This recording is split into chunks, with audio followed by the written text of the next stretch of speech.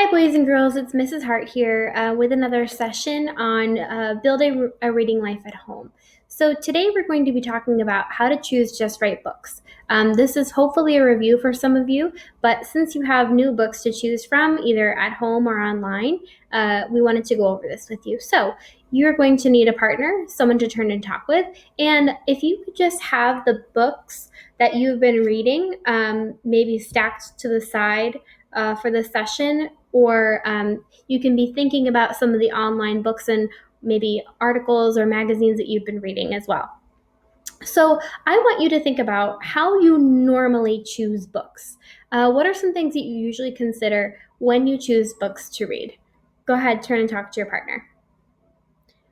A lot of you probably say that you choose books that you're interested in. You might have some of your favorite characters that you love to read in books in different series about.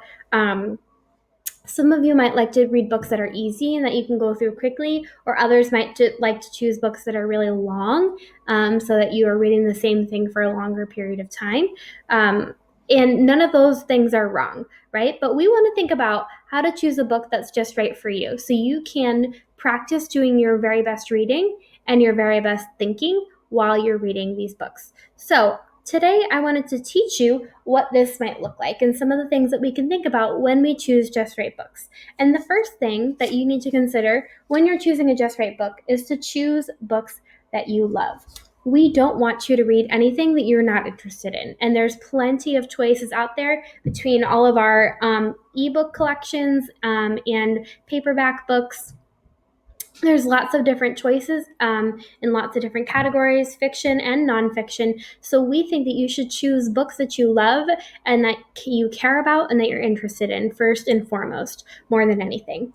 The second thing that we want for you to think about when you are thinking about choosing a just right book is that you can read most of the words. And I wanted to show you this little chart here. So it says here, signs to watch for when choosing a book. So it's too hard if you read really slow, you can't read with any expression, it sounds choppy, you're not understanding what you're reading, and you keep getting stuck on different words. It's too easy when you speed right through and it feels like the book is falling flat and it's not very interesting, and there are really no tricky words that you find in that book. It's just right when you can understand, you're getting most of the words right, your reading sounds smooth, you read with expression, and you're reading punctuation. Most importantly, it's a just right book if you can read most of the words, right? So if you can read those words in a snap in your book, and you might have to break up a few words, but you can get it together, then that's probably a just right book for you.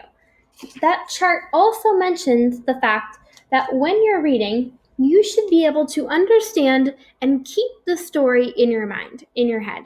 So you should be actively thinking as you're reading and keeping track of the story, like things like characters and setting, the problem, what's happening, the events in the story as they go across the story mountain. So as a reader, you not only need to be able to read the words, but you have to be able to understand and keep track of the story in your mind. If you cannot, then the book is probably not a just right fit for you. Finally, we want you to be able to read your books with expression. That means reading your books the way that we talk, right? You're not sounding like a reading robot and reading just like this. You're reading in the way that we speak to each other, and you're also reading nice and smooth with fluency, so it's not choppy. So all of these things are important things to consider when choosing a just right book.